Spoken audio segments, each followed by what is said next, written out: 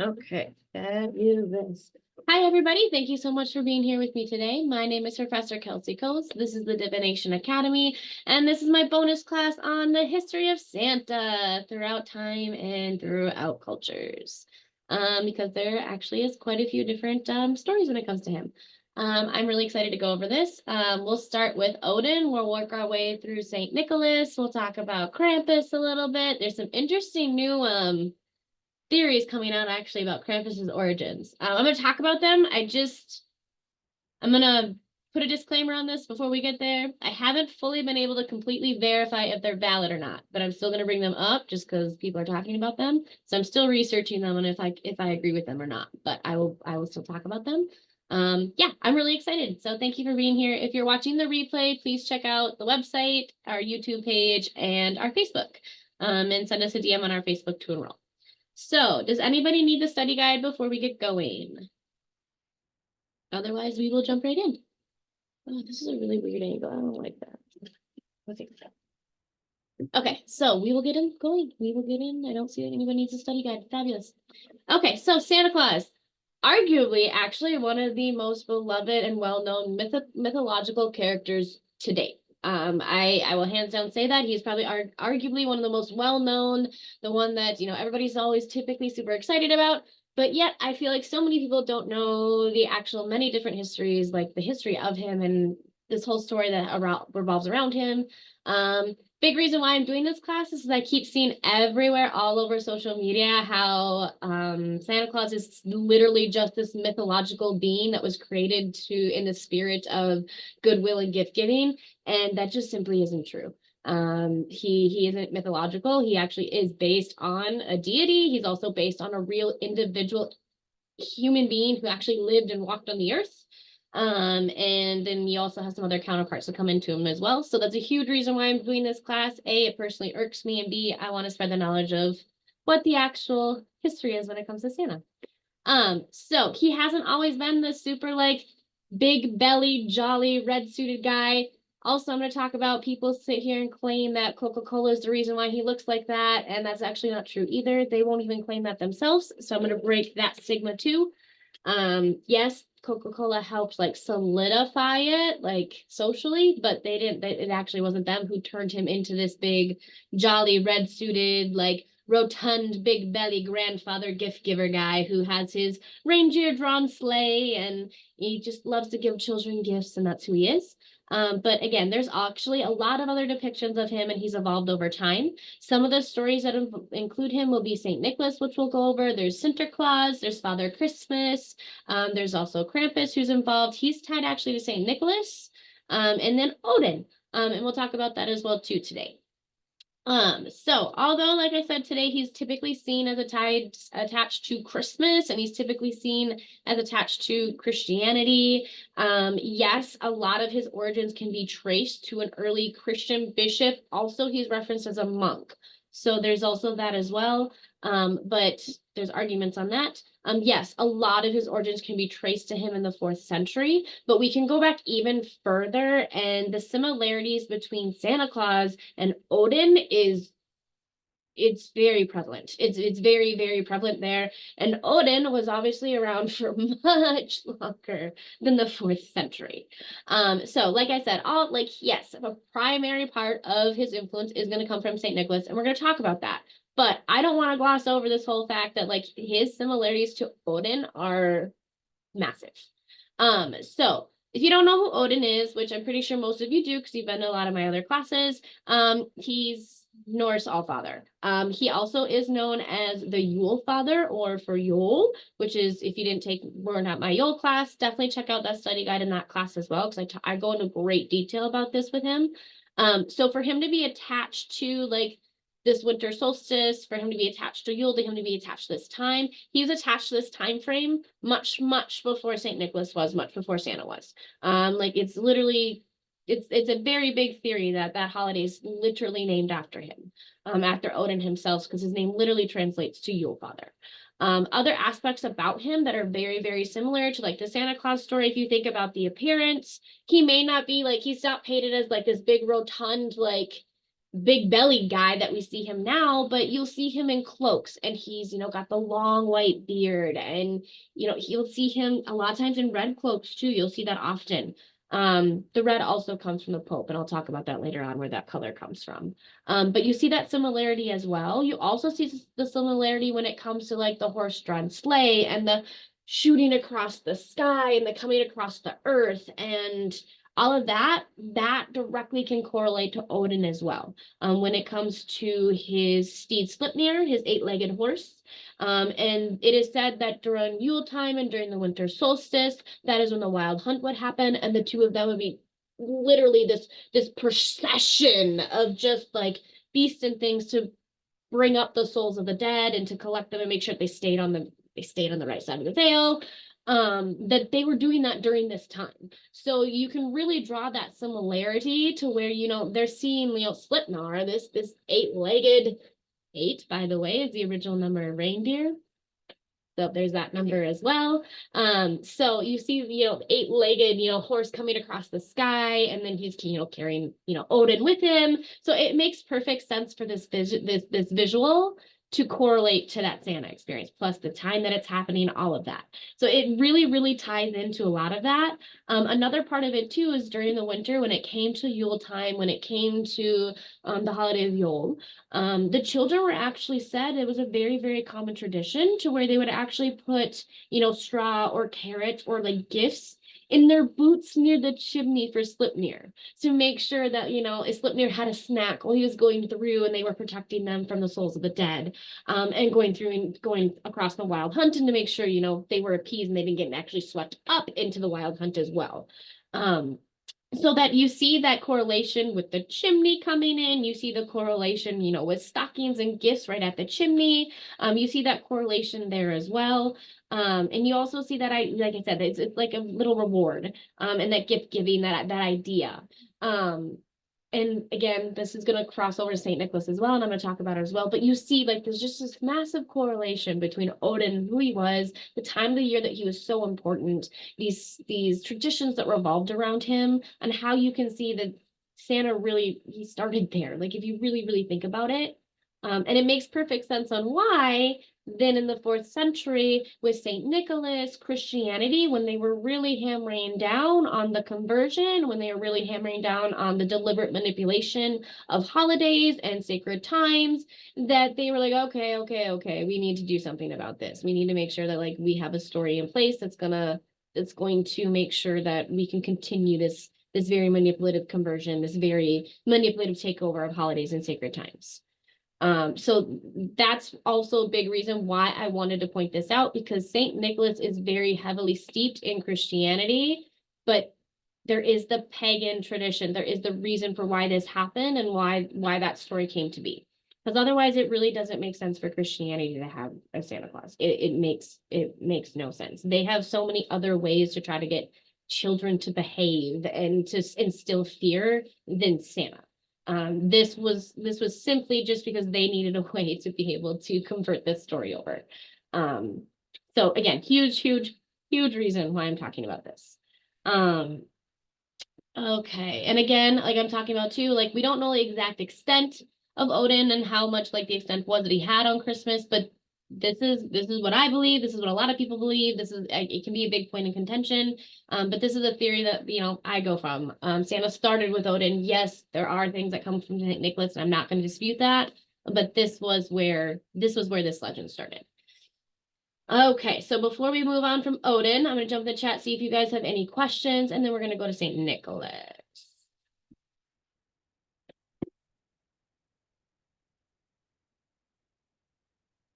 I don't see any hands going up. I don't see any questions. Awesome. Okay. So, St. Nicholas. He is a very enigmatic character. I find him very, very interesting. He's also very confusing, and I'm also going to talk about that while I'm talking about him as well. Somehow his wealth just like never disappears, and I don't get that. I don't understand how his wealth just like is just always there. He's also a part of some really important events in history that I don't think people realize like how significant they are, which I think is a big reason why he also got elevated to this sainthood, why he got elevated to like this big of a mythological figure at this point. And I'm going to talk about that with him too. So when it comes to Saint Nicholas, he's actually, like I said, he's a real historical figure. He's a real historical human being that walked this earth. He walked this earth during the 4th century. There is debate on whether he was a monk or not. Some say that he was because of the area of the time of the geographic location of where he lived. But he, most of the times he is claimed, and most historians will agree with the fact that he's considered a Christian bishop who has Greek descent, and he lived in the city of Myra. There is a couple of arguments about the city where he comes from, but this is the most accepted answer on this. And this is actually, like I said, geographically, it's located in modern day Turkey. He was known for his generosity. So that is also why I understand and I get kind of where we're getting this confusion of, oh, nice, Santa Claus was created to create, you know, the spirit of gift giving and things like that. That's why I said I can understand where it comes from, but it's just simply not true that it was based off of mythology, and it's just this idea that was created. He was actually known for being an incredibly generous man. I'm going to go through a lot of different stories of that. There actually are quite a few examples of him being an incredibly generous man. And then, you know, by the Middle Ages, a tradition was established based off of him, to where many European Christian children were actually would leave gifts out on the evening of December 5th. So that's actually the day that they would leave it out for him. And then we would end up honoring St. Nicholas with a feast on December 6th. So he's not even directly tied to Christmas. That's also why sometimes I get a little frustrated with this as well. He was never directly tied to Christmas. He always had his own thing. He had all his own dates. He's actually more directly tied to Sinterklaas. He had his own feasts. Like, he had his own time that he was being honored because of his massive generosity. I'm going to talk about that in more detail here now. So St. Nicholas was a bishop who, like I said, he lived in the 4th century. He was super, super wealthy. And he was very wealthy because his parents died very young and they were very wealthy, and they left him everything that they had. So he had a very large amount of wealth that was left to him when he was a young age. They raised him very, very strictly Christian. But he grabbed on to more of the fact that the part of the scriptures to where, like, you were supposed to give away everything that you have to be kind to other people, and you're supposed to do absolutely everything that you can to help other people. And that's where he was coming from with all of his actions. That's what it said. That's what it's written down. That's how it's taught. That's why he did what he did.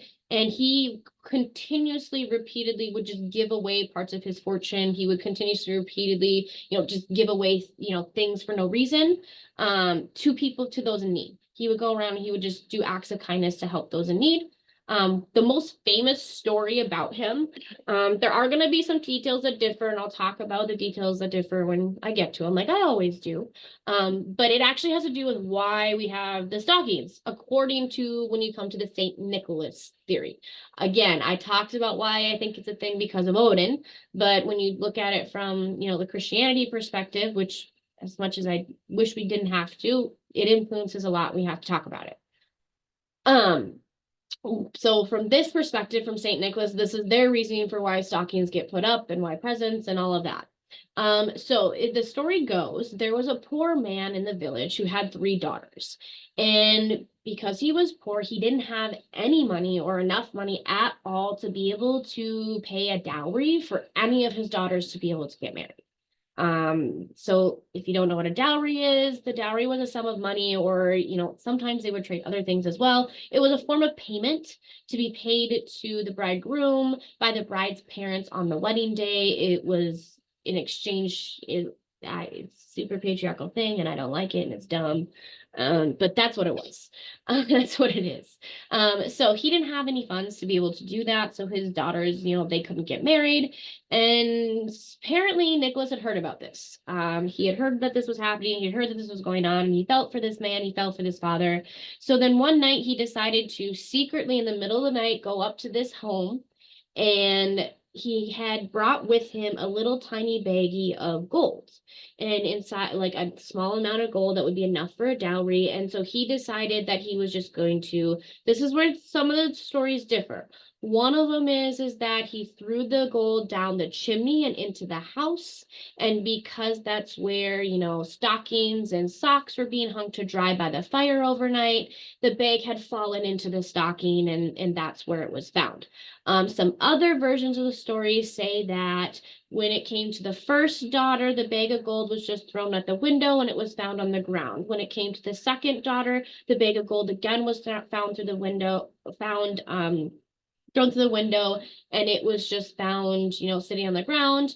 And then when it came to the third daughter, the father was just so confused, and he wanted to know, like, who in the world was doing this. He wanted to know who was being kind and, like, leaving these little, sacks of gold for him and for his daughters. So he literally sat and he watched and waited at this window to figure out who this was. And he was sitting there. And so when Nicholas threw the bag of gold in the window for the third daughter, he actually was caught and spooked, and the bag of gold somehow ended up flying in the other direction towards the stockings and landed in the stockings, and that's where it was for the third daughter. But okay, so that again, that's where there's a couple different differences. So depending on which one you want to go to, by the time, he did it for all three daughters. He gave bags of gold for all three daughters. And so then he was caught. They found out that, he was the one leaving the gold for them. And it is said that Nicholas begged, like, in some of the stories, they literally describe him getting on his knees to beg the man to not tell anybody what he had done, because he really only wanted to do things in the gift of being generous. And he didn't want to bring any attention to himself. But of course, this man did not do that. And the news got out, and then it became a common thing that everybody would end up receiving a secret gift from him at random times if it was needed, or that it was possible that these secret gifts would be happening. And then that's where this story comes from. This is one of the most famous stories that you'll find about St. Nicholas. Another one is actually talking about him being a protector of children, because he's really known for being a protector of children. And this story has to do with, so the townspeople of Myra were celebrating good saints on the eve of the feast, and there was a band of pirates from Crete who came into the district, and they were trying to steal treasures from the Church of St. Nicholas. And so this is actually like after St. Nicholas has passed away, by the way. Should have probably started with that. And so they were honoring his feast and whatnot, and they were coming up, and they were, these pirates are trying to steal from the Church of St. Nicholas. They were running away with the booty. And as they were leaving, they decided that they actually also wanted to steal a child. There was this child that was there, and they wanted to steal him. So they decided that they were going to steal him and bring him with as a slave. And all of a sudden, this child said St. Nicholas's name, and he appeared to him, and the child was transported back to his parents' home, just right in front of him, just transported away from the slavers and back to his parents' home. That's another common story that you'll hear about him, and you'll see about him as well. Another story that we have actually tells a story, and this is the one that has a couple different versions as well. That you'll find about him. One is that he was just walking around traveling, and he was in Athens. And prior to him coming across this inn, there actually a week or two prior had been a couple of students, theology students, that were wandering around. They were traveling, they were studying, and they had wandered into this inn. And this inn keeper is apparently, has some nefarious ideas for these three theological students, and he is actually going to murder them and end up hiding their remains in this large pickling tub, and he was going to keep them trapped in there. And it's not said what he was going to do after that. I actually have tried to figure that out. They just considered him an evil butcher, so I'm assuming cannibalism was part of it, but I'm not sure. When it comes to that, because it's not very specific on that. But it is said that in a couple different versions of the story that St. Nicholas walked upon this inn, and he just he had this vision, this prophetic vision, and he knew that there was just something wrong in this other room. So he went into the room and he opened up this tub, this pickling tub, and he released the students and saved them from this evil butcher. And another version of the story, it talks about the fact that he was actually at home. Sorry, he was in the middle of traveling, and in that night, he actually dreamed that this crime was about to happen. And so he dreamed that this crime was going to happen, and that this innkeeper was going to be summoning him up, and like all of this was going to be happening throughout this nefarious things. And so he was almost like, he described it almost like he was being summoned to the incident. And so he prayed repeatedly, woke up, started praying.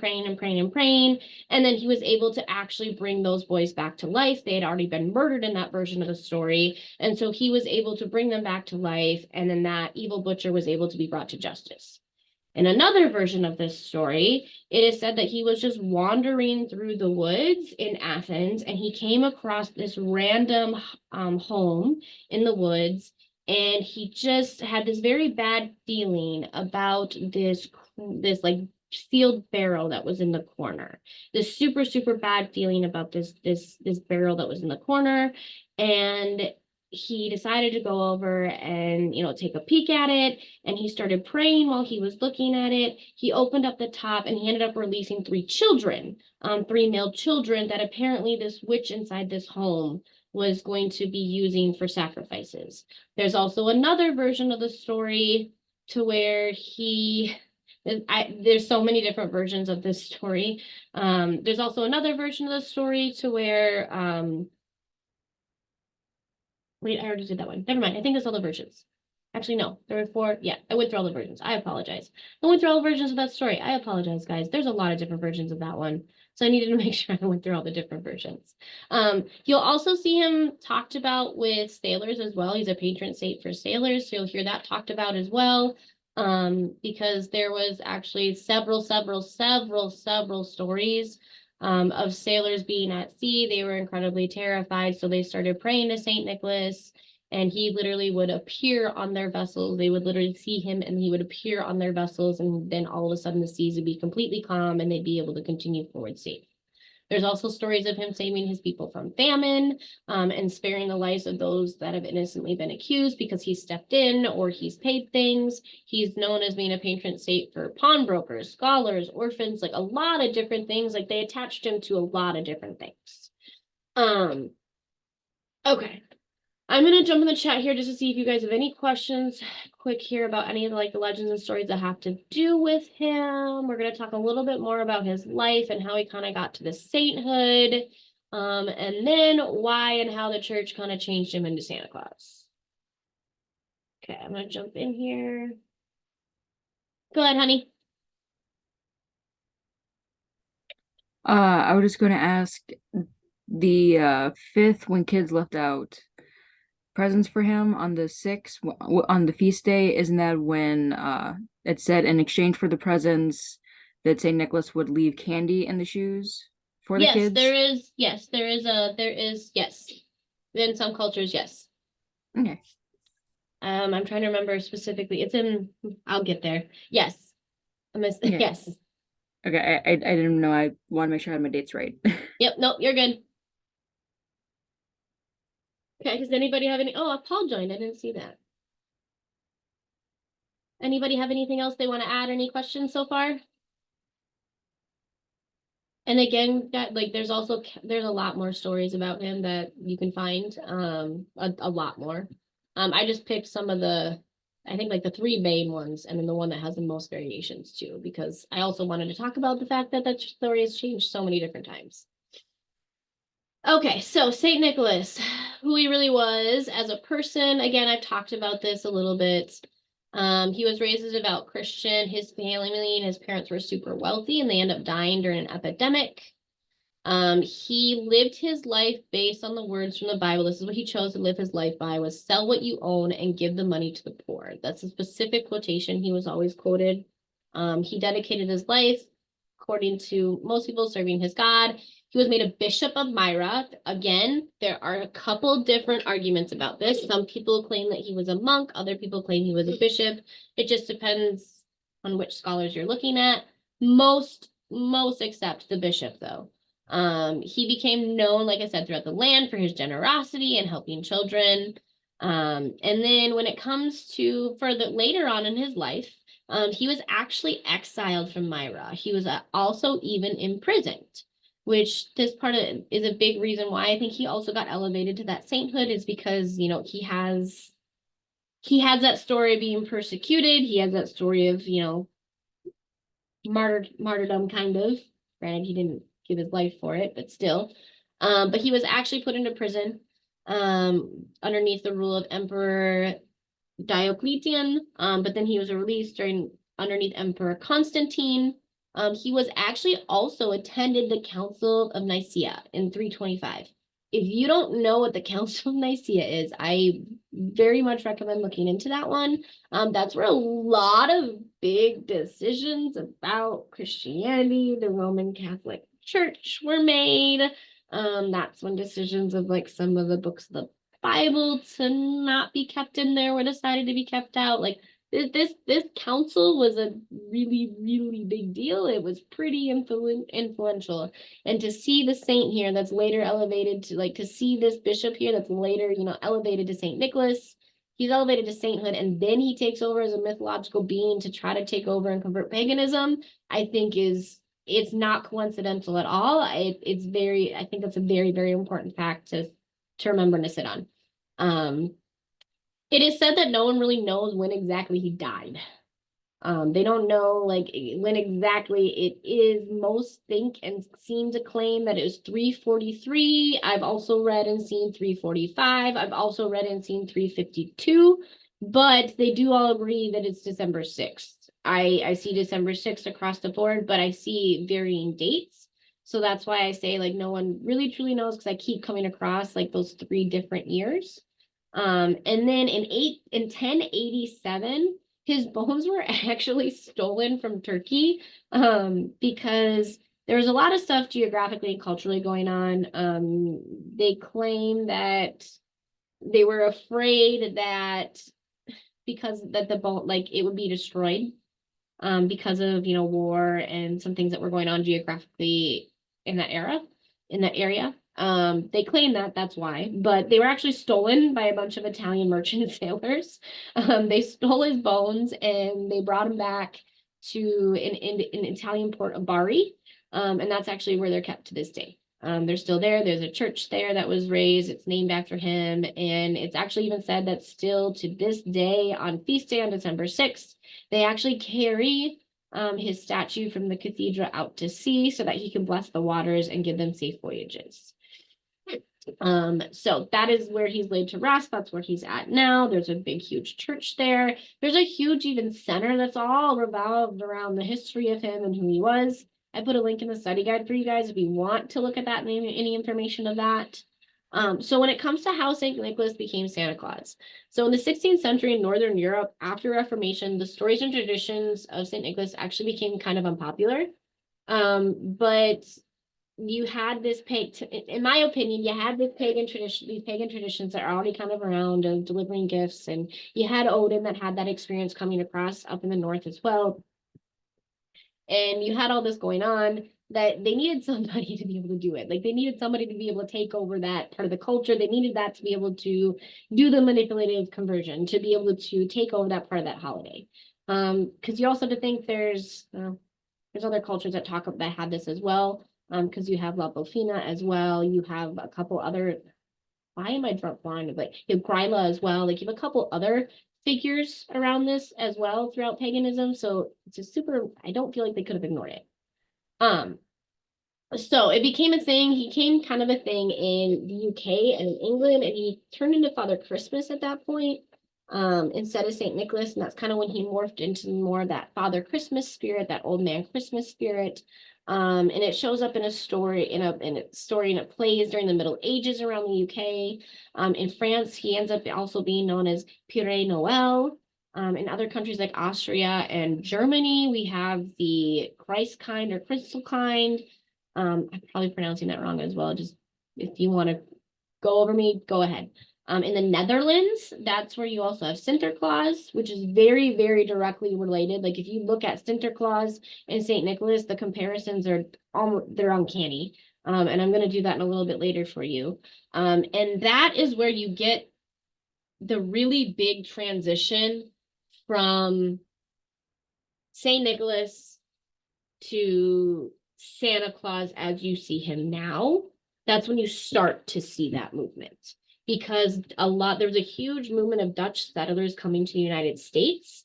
And when that happened, they took the stories of Saint Nicholas and they took the stories of Sinterklaas, which is really who Saint Nicholas is to them. It's Sinterklaas. And again, I'm going to talk about more detail a little bit down the road. And they brought that with them to the United States. And then it kind of died out actually for a little bit.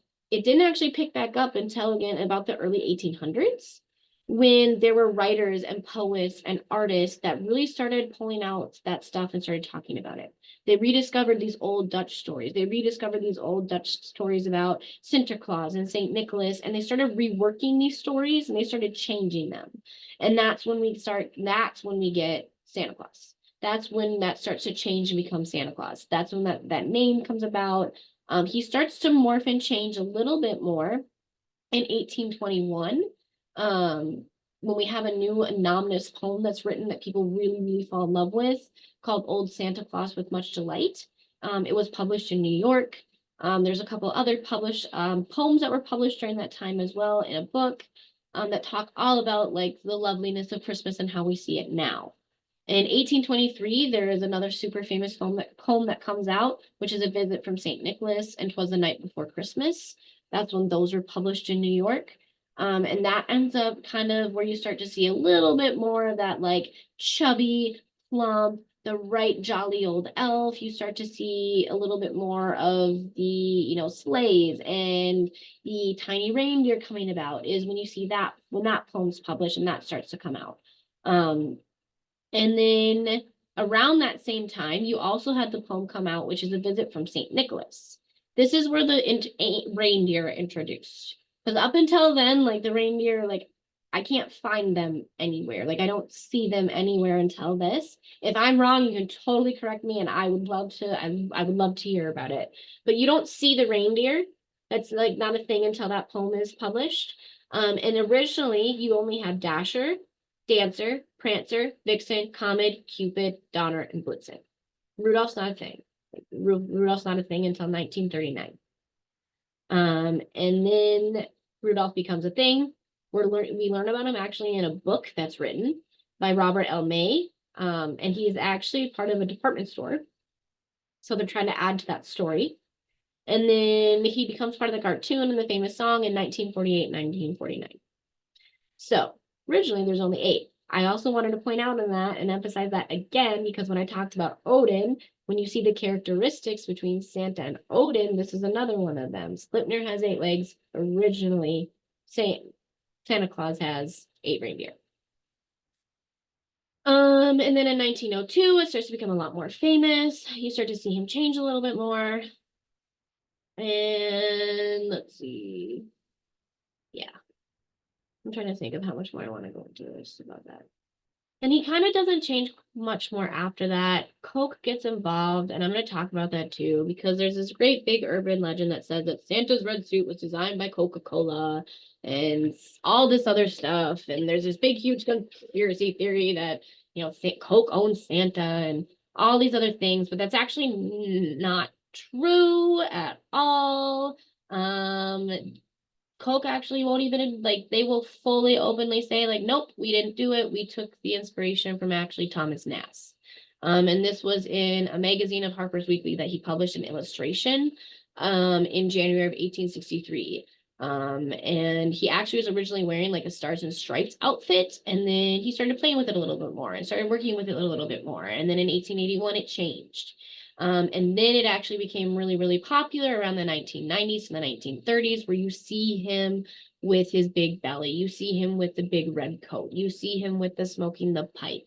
You see him with all of that. And then in 1931, you see the first classic Coke Santa being drawn. And you see the first classic Coke, and you see that first image. And so they really, really solidified it in that sense.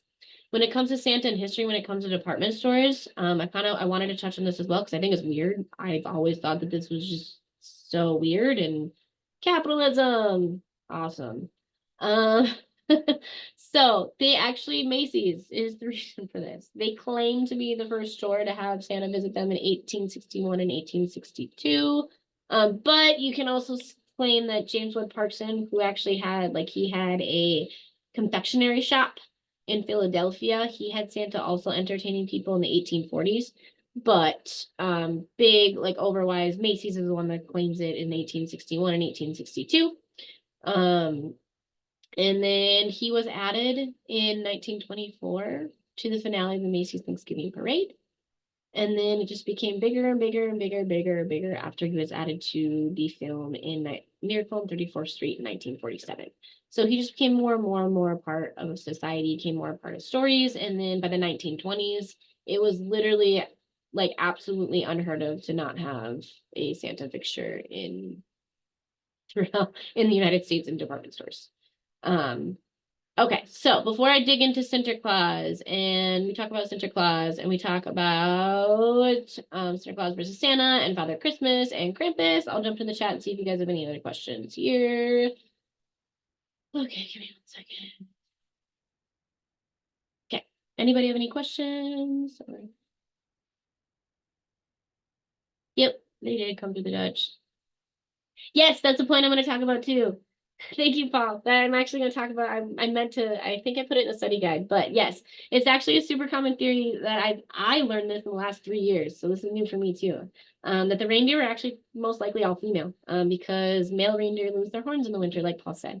And we almost always see them with their horns in all the depictions and all of that. So yes, thank you for making that comment, Paul. I super appreciate it. I meant to say that.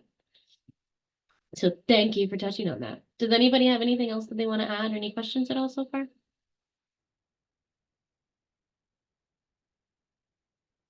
Okay. If I may. So, oh, did you unmute yourself? Did I miss it? Yeah, sorry. I didn't good. do the hand. I was late. You're good. I just want to say that all the elves and him, not all the elves, but averages, it really takes Christmas to work with women. Because without the reindeer, he couldn't fly. Yep. Very true. Okay, sorry. I love it. Okay, so Sinterklaas. He was built around the image of Saint Nicholas, which is the patron saint of children again. That's one of the things he's the patron saint of. And he's a figure celebrated and loved in the Netherlands, aka the Dutch people live in the Netherlands. I should say that correctly. And then he's super, again, people say he's similar to Santa Claus. I agree. But there are some differences in how to celebrate him and how to honor Sinterklaas. So I want to talk about that because he is different. The Dutch celebrate the feast of Sinterklaas, which is honored in the life of Saint Nicholas. He is almost always shown wearing his bishop's attire. They tend to see him as a very kindly old man rather than as a Catholic saint. So that is one distinction that's kind of different, is they see him more as this kindly old man rather than elevating him to a Catholic sainthood. And this means that people of all ages and all types across the Netherlands, and they believe in him without any real religious connotations really connected to him. The festival, it starts on the second Saturday of November. And that's when Sinterklaas travels to the city or town in Netherlands. And the Dutch tradition says that he lived in Madrid, Spain, and apparently every year he chooses a different harbor to arrive in the Netherlands. So as many children as possible get the chance to see him. It's said that he travels with his serpents called I'm not going to be able to pronounce it very well, so please bear with me, the Zwarte Pieten, or known as the Black Peters, or known as the Sooty or Chimney Peters. Also, there is tied to this that it is actually Krampus who's the one that's traveling with him. But a lot of times I see that tied a little bit more to St. Nicholas, but I've also seen it tied with this as well, with Sinterklaas as well. You can correct me if I'm wrong as well, totally go for it. But it is said that when they arrive ashore from the steamboat, all the local church bells ring in celebration. He's typically dressed in red robes and leads a procession through the town, riding on a white horse. So again, we see the steed and the white horse. And it said that every single town in the Netherlands has a few Sinterklaas helpers, and they dress the same as Sinterklaas in the paillettes, and they help give out the presents. Children are told that the paillettes keep a record of all the things that they have done in the past year in this big book, and that the good children will get presents from Sinterklaas, but the bad children will be put in a sack, and they will be taken back to Spain for a year to be able to teach them how to behave. So that sack thing, that's also kind of why I'm going to say, like, there's that tie to Krampus. And I'll talk about that for a little bit more detail when I get to Krampus in a little bit. Because of that, and yeah. But the reason why I say the story can be different is because you also have to look at the region. So you're looking at the Netherlands, and Krampus is typically more towards Austria and Bulgaria. Okay, so on the evening that Sinterklaas arrives in the Netherlands, children leave a shoe out by the fireplace or sometimes on the windowsill, and they sing Sinterklaas songs. So they hope that during the night that he will come and bring them presents. They also leave some hay and carrots in their shoes for Sinterklaas's horse. So again, you see that coming forward as well from Odin as well. And then it's also said that they will be left some sweets or small presents if they do that. They're told that during the night, Sinterklaas rides on the roofs, on top of the roofs with his horse, and that his little helpers, they climb down the chimney and they put the presents or the candy in their shoes. So this is where you get like those small little tokens of like golden candies and like little candies. And in many families, the children are told that Sinterklaas will actually make a weekly visit. So if they leave their shoe by the fireplace or the window every single Saturday, like I said, from the second Saturday of November all the way to the main Sinterklaas party on December 5th, that they would actually get a gift or a present or some of the chocolates every single week if they do that. And I like that difference from family to family. I've seen that. I've read some cases that it's not like that, and I've read some that it is.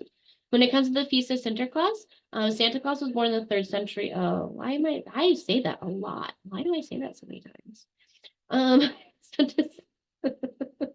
Okay, so when it comes to the feast, it's held on December 5th and December 6th. There's actually differs on that. The holidays consisting of St. Nicholas's Eve, and then there's also St. Nicholas's Day.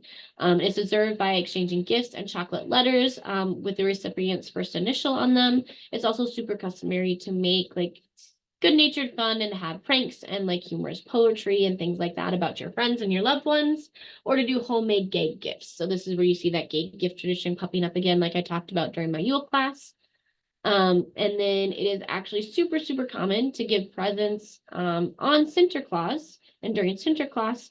And then at Christmas time, that remains a day to be able to spend with your family and to attend like any religious ceremonies if you choose to do that. But it's not typically the time for like gift giving. That's usually that's saved for Sinterklaas. When it comes to foods of Sinterklaas, I put a whole list in here that's typical for them to eat during the feast. I'm not going to try to pronounce all that because I'm going to get it all wrong, and I'm going to fail at it. So take a look at the study guide if you'd like to, and you'd like to know all about that. And then I wanted to touch again on the fact that there is the legend and the theory that Dutch children, they believe in that they're told that Sinterklaas writes down whether they've been naughty or nice in this big red book. And again, they leave stuff there for Sinterklaas's horses. They leave the hay, they leave the carrots. So you see that Odin pulling forward again with that. And it is actually said that they are expected, like I said, to get their gifts there. And sometimes they'll occasionally get surprise gifts as well. It is said and claimed to be that Sinterklaas is the precursor, and he is the transition from, like I said, he's a transition from St. Nicholas, he's a transition from Odin, St. Nicholas, to actual Santa Claus. And I agree with this. It makes perfect sense. With all the Dutch and German settlers that we had in America, it makes absolutely perfect sense. That this is where that transition point came from. We also have Father Christmas, which is a traditional English name for the personification of Christmas. So I wanted to talk about this because when it comes to Father Christmas, it's very specific that it's a personification. So I think this is the only reason why I can see the justification for Santa Claus was created as purely a mythological being to be all about gift giving and goodwill. Because of this, because he is, like I said, they're very specific on this, that he's considered a personification of Christmas. And it came from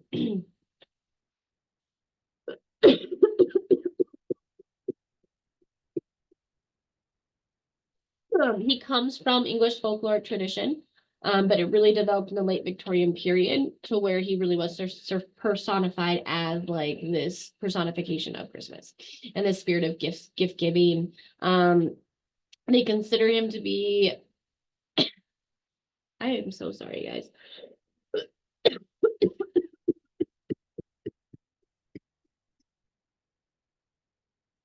And this came around the mid to 17th century, where he was shown as like a symbol of good old days and feasting and good cheer around that time. And then it continued forward into now.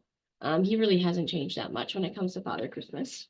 If you'd like to read more details about him, you definitely can. I wrote it out in the study guide.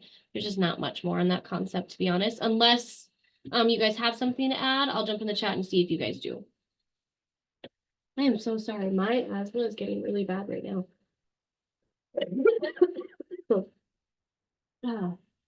Oh.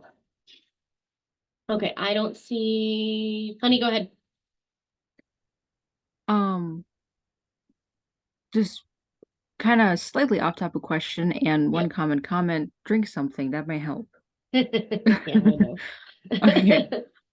And absolutely love the study guide. There's so much packed in here. But I noticed about Santa, but what about Mrs. Claus? Is there any history on her being a figure, or is she just like some kind of advertisement thing because, Santa, lone single man going into children's houses to leave gifts? I mean, on the surface, that sounds a little creepy without, it being a So married man, there's mixed feelings on that because he was single up until 1849. Mrs. Claus was mentioned in a short story slash poem, kind of depending on how you read it, that was written by James Reese. This is the first time that she was mentioned in 1849, and she was just kind of like added in there. And then after that, she was still a part of it. When it came to different stories and advertisements that were created about her, when it came to the Yale Literary Magazine and the Harper's Magazine, in the early 1900s, and then she was also in a poem as well written by Catherine. I think Catherine, I can't remember the last name right now. I'm gonna have to look it up. Catherine, and it's called Goody Santa Claus on a Sleigh Ride, and she's mentioned there. And then after that, she just kind of stays as like a solid figure. I have honestly been trying to track down more of like why she really stays part of it, but I'm assuming it's a lot of because of what you're talking about. They didn't want a single man running around anymore. And also probably to me also seems like a way to kind of modernize it a little bit more. And maybe to try to break away from the Catholic roots as well when you think about it, and the fact that like he's coming from Saint Nicholas, who was a bishop and single. So there's a couple different schools of thought I have on that, but I can't come with like I cannot found like definitive like research to me that gives me like a specific answer on that. Okay. If anybody else has anything, I would love for you to share because that one I've been trying to track down personally myself, outside of like when she first starts showing up and like why we keep her. Okay, that actually makes a lot of sense. And I don't actually believe the whole single man thing. It just I heard that on the Tim Allen Santa Claus's show, so it made me think of it.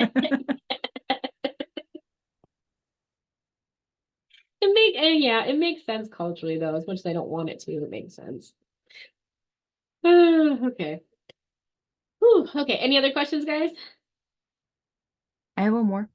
Yeah, go ahead. Has there ever been a tale in history of through all countries or centuries or whatever that has there ever been a female Santa Claus other than Portia? I remember that, and La Befana and Grela. Other than I them, like, is there actually a female Santa, not just like a witch Not that I or found. a different kind of person? Not that I found. Okay. Not that I found. I have not found, and if anybody else has, I would be so interested in it because the only one that I found is the one that you've talked about, and they're all portrayed like all the female ones are portrayed more monstrous. They're portrayed more. I hate that verbiage, but that's how they're more. That's how they're portrayed. Okay. Thank you. You're welcome. Any other questions or any other info people want to add? Follow the morality. Yeah, that makes sense. The morality of father figure. Yeah. Father would also. That's very true. That's very true as well. Okay. So let's see, where am I? Krampus. So I, for one, I don't like the word anti-hero, and I don't like being like, I don't like it. I don't like the fact that like people characterize it as an anti. He's just I don't know. I don't like it. It's just the other side. So Krampus, I don't like, he's not just a mere monster. Yeah. He is a creature often described as a half goat and a half demon with cloven hooves, razor sharp fangs, long horns protruding from his head, and an abnormally long tongue and dark fur all over his body. Krampus has legends that are rooted in pre-Christian Central Europe, specifically Austria. His name stems from the German word Krampen, meaning claw, or possibly the barbarian word Krampen, meaning withered or lifeless. So there's some debate on that. Krampus is actually a relatively modern concept. It didn't come beginning around the 17th and 18th century. The roots of Krampus most likely actually derive from a winter Germanic goddess who is a mix of both good and evil and a balance of duality. And how you pronounce her name is Perkta. She can appear in two different forms. To well-behaved children, she appears as this beautiful and kind woman who leaves silver coins in their shoes.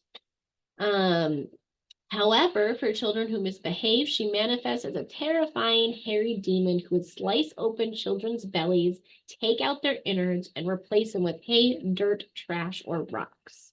She would then stitch their bellies closed again, and the stories actually tell that her breath was so foul and disgusting it could cause blindness. She has said that she frequently traveled from the alpine spirits called the Birchen, traveled with, and they were two different kinds. I'm not going to pronounce this one, so I'm going to spell it Schonperchten. They were considered kind, and then she had the other version with her. I'm not going to be able to pronounce it. German's hard for me. Actually, this is not, yeah. Iachpercht. More sinister. They were much more sinister, and they appeared as half goat, half demons. So she had those two different types of spirits that were said to travel with her and be with her. And this is kind of here's a big reason why. This is kind of where we get the correlation of why we think that historically we can tie them together. So to ward off evil and bring good luck, the men in the local villages would actually run home. There was actually this festival called Perchenlof. And they would actually like run home like dressed as Perkon, the witch, and they like in her form that she would show up to misbehave children. So the hairy, the one that we just described. I'm gonna go back and I'm gonna reread it. She manifests as a terrifying hairy demon. So they would dress as her, this terrifying hairy demon. And they would literally, to protect them, they would run. They would run from the home dressed as them. And it was literally this big, huge festival to ward off evil and bring in good luck. And they deemed that this festival about this and this practice about this it was wicked. The church deemed that they shouldn't be doing it. And that they needed to be dressing up, more in the form of St. Nicholas. They needed to start honoring St. Nicholas. They needed to start honoring more, more of those traditions, because what they were doing was way too similar to Saturnalia and Lupercalia, and they literally could not handle it. They could not handle that they were doing this, so they actually completely outlawed this festival. They completely outlawed this practice. This wasn't something that they were allowed to do. But it was still celebrated in a lot of the regions. So because they couldn't celebrate that anymore, because they couldn't do that practice anymore, because they couldn't participate in that anymore, because that was taken from them, they developed the theory is that this new creature was developed, and it was Krampus. And he was said to assist St. Nicholas because because St. Nicholas had his helpers, and if you misbehaved, they were going to put you in a sack and you're going to get carried off to Madrid and in Spain for a year to be taught your lesson when it came to like the Sinterklaas story. So they needed somebody so they had developed him. And they believed that, he was the site, he would be here to assist, and he would, do out the punishments. And it was said that they did this so that they would have a way to still be able to honor those practices and to still bring them back into their culture and have it be a part of that. And this time the church was like, fine, we'll accept this because we're going to paint it as an anti-hero. We're going to paint it as the other side of St. Nicholas. We're going to paint it as the other side of this tradition. And they also decided to sit there and and at that time, it was believed that Krampus actually wasn't one individual monster. It was actually a class of monsters that were appearing during the Yuletide season. That was typically the original definition the church decided to go with. And then, Krampus has evolved to this one entity as it is now. But it is said that because St. Nicholas is honored on December 6th each year, that the night before was called Krampus. I'm not going to be able to say it. Krampusnacht. I think I'm totally pronouncing this wrong. I got to get better pronouncing words. Krampusnacht. If anybody wants to jump in and say it because they can, I would love it. But I wish I could. And Krampus nuts. Thank you. Krampus nuts. Thank you. Thank you. Thank you. Thank you. Thank you. And that he would accompany and was travel from house to house in the evening of December 5th. So when it came to the influence of Christmas practices that Krampus has, because he was tied to St. Nicholas and St. Nicholas was there to reward good children, it became tied that he was there to punish the naughty ones and the children that misbehaved. It is said that then it developed the practice that Krampus used birch sticks to discipline them. And it was also believed that he would possibly take them away to his sack, to a place like hell.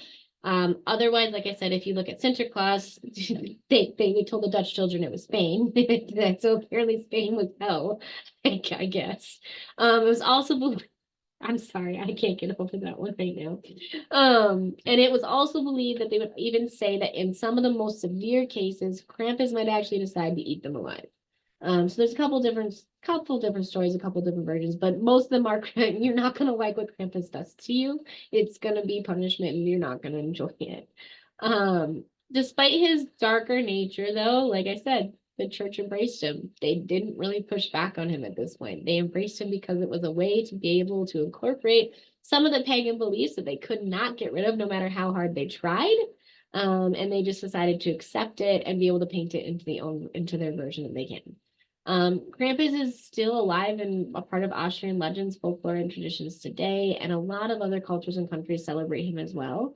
And then there's other characters that you can do as well. We have the La Befana from Russia. La Befana, and then Russia is home to the dead Moraz, and in Iceland we have Grilla and the Yule lads and the Yule cat. So we have a lot of that. So when it comes to Krampusnacht, the festival takes place on December 5th every year. Like I said, it's right before St. Nicholas's days. It's said that during this time, men dressed up as Krampus and they parade through the city streets. Celebrations typically involve a Krampus run, where people are dressed up as Krampus. They roam the streets, they ring bells to attract attention. I've also seen that some of the festivals, you have to get so many amount of scares from people, and then you can get it actually initiated into certain practices. That I think is super interesting. Over time, it is also, and they roam the streets, and then okay. Yeah, I think that's And then, okay, so when it comes to Krampus, some myths I want to kind of debunk a little bit. So some people believe that Krampus can be tied to some pagan deities as well. And some people say that he can be tied to Pan, and some people say that he can also be tied to the Celtic horn figure Cronus. I just I disagree with this because I just can't find any literature to back it up. I can't find anything that can research that can back it up. So if you have something to back it up, I would love to see that because I'm still kind of looking into this.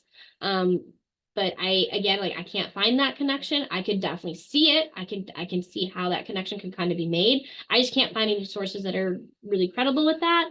Other claims that are also being made right now that I'm still doing research on and trying to back up that come to that talk about like his origins. Some people are starting to claim that they think that he is the son of the Norse goddess Hel, Loki's daughter. I can't find any credible sources that say this. Even National Geographic is claiming this right now. But when I was on their website, I can't find any sources that they're actually listing about this. And the only place that I can find this popping up at all is actually a fictional book about Krampus that's by Brom, and it's called Krampus the Yule Lord. And it's fictional, but again, I'm still looking into this and reviewing this. So if you guys have any information or you find anything, please send it away and let me know. Because when it comes to like the origins, like I'm still figuring, like I said, there's some interesting theories going around right now. And I'm trying to verify them. Because like I said, National Geographic is even claiming this Lady Hell thing right now. And that's where I first heard it like 6 months ago. And I was like, oh wait, what? But like I said, I can't find anything that's not fictional to back that up. So if anybody has anything, I'd love to know. I've also come across people are working with Krampus actually in their practice and in their witchcraft. And I think this is super, super interesting. I want to preface though, I have not personally done this. Everything that I have like in that study guide written out for you is all based on research. It's based on me talking to a couple practitioners that I know that have done this.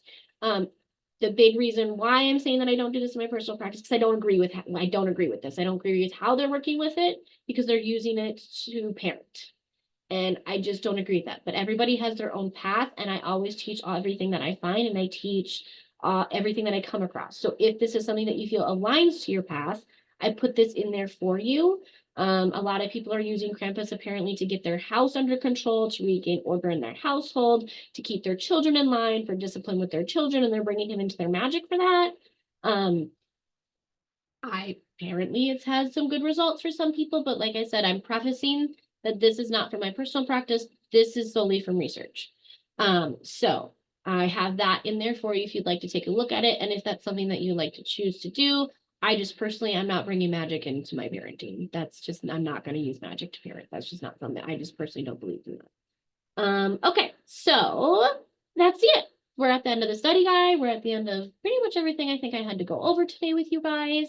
Let me jump back into the chat, see if anybody has anything else they want to add or anything else they want to say.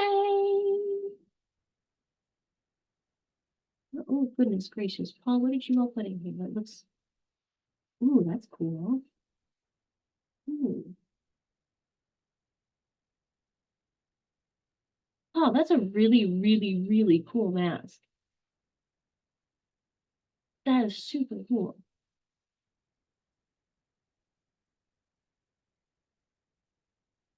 Okay. Honey, go ahead. By the way, if anyone ever wants to go ahead of me, please feel free. I just throw my hand up there and I'll go last.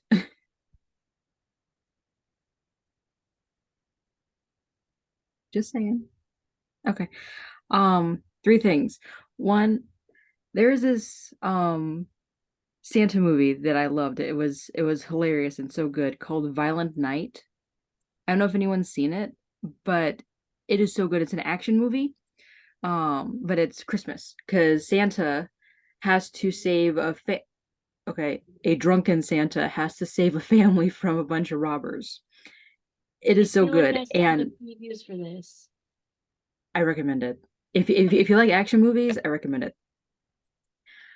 But it was pretty good. I looked it up a little bit, and because on it on the show Santa, he got hurt, wounded, and he had to take off his jacket and that, and you could see his upper body all covered in tattoos, and they were like German and Nordic like symbols in that. And on the website I read from, it said that that is probably the closest accurate description to the origins of Santa and his most realistic history of him, because of his German roots as Odin. So it was just so cool. And granted, I mean, they had to take some liberties, like, okay, I don't want to spoil anything, but they had to take some liberties with his backstory, but it was still relatively believable. That's cool. I'll have to check it out. Yeah. Can so about Krampus, can you use I completely agree with not using him to keep your household or family in line, just because that would kind of go along with making someone fall in love with you. It just seems kind of manipulative, but that's my opinion.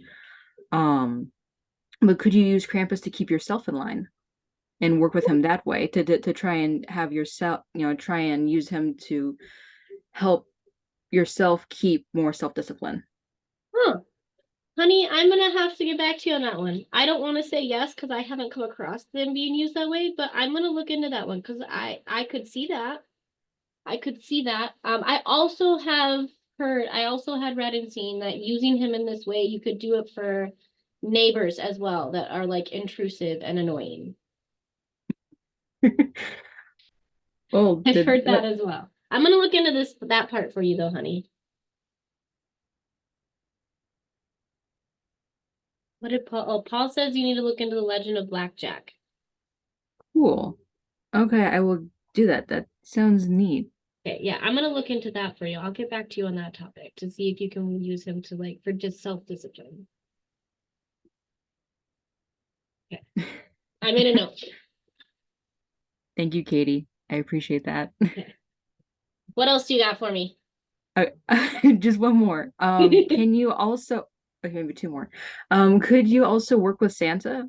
Like without, I'm not really quite sure what he would do for you other than like, um, I guess that would also kind of be a self-discipline thing but just more of a reward system versus getting a birch stick to the butt. But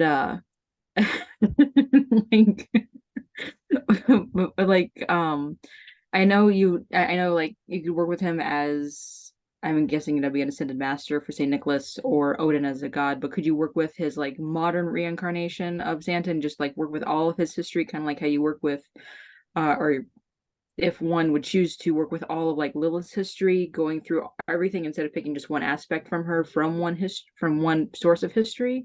Yes, I could totally agree with seeing and working with him as an ascended master. I've seen people use him as I've seen people work with Saint Nicholas as an ascended master. So I personally would have no qualms with working with him as his entire entity of who he is as an ascended master at all. I would definitely agree with that. Okay. And now, would he be considered an ascended master, or would he be more considered a mythical being? Just because, hear me out on this, just because the current incarnation of Santa Claus is encompassing all of the different actual beings out there. So would he? So technically, he doesn't actually have just a single source. He would have multiple beginnings, but now Okay, I he's get what one you're saying. being. I would work with him in archetype energy in that sense then. Okay. How like I would work with him in archetype energy sense that in that sense then. Like you would with a deity if you choose to not work with a deity as like a specific deity, but because you're working with that deity, for example, for calling in self-empowerment. So Okay. I could totally agree with that. Yes. Okay. So Do I you have actually, more? nope, I think that's it. I was I, gonna say I you said think one or two, so I wasn't sure. oh yeah, my next one was, could you also work with Mrs. Claus, but she probably doesn't have enough history or lore around her to actually anything with it, except for like the happy homemaker that makes cookies. Yeah, I Which mean, is what Which is another thing that the Santa Claus is the Tim Allen show brought up, that she needs something more than just a happy homemaker, making sure the reindeer are strapped in. He has cookies for his ride, which he's going to get cookies all the time anyway, but still.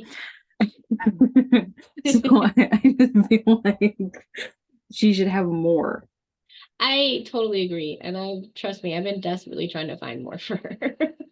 I don't know. Yeah, I mean, I would say it's totally up to you because like I don't. There's not a lot that I say like no, you can't you absolutely can't do in your practice. But I feel like because there is so little about her, it would be really hard to try to connect with her in any way, shape, or form. Does that mean that like it's impossible to do that? No, but I just feel like it'd be incredibly difficult to do that and to know that that's who you're connecting to because there's just so little information. That makes sense. That makes sense. And with there being so little, and it's just a more happy homemaker type, if nothing else, just the if I remember right, like the mother archetype Yep, you said, just like that would be it without yep, actually her. yep. I totally agree with that. Okay, I think I'm out now. Okay, sounds good. Does Thank you for anybody have any class. other questions or comments or anything else for today?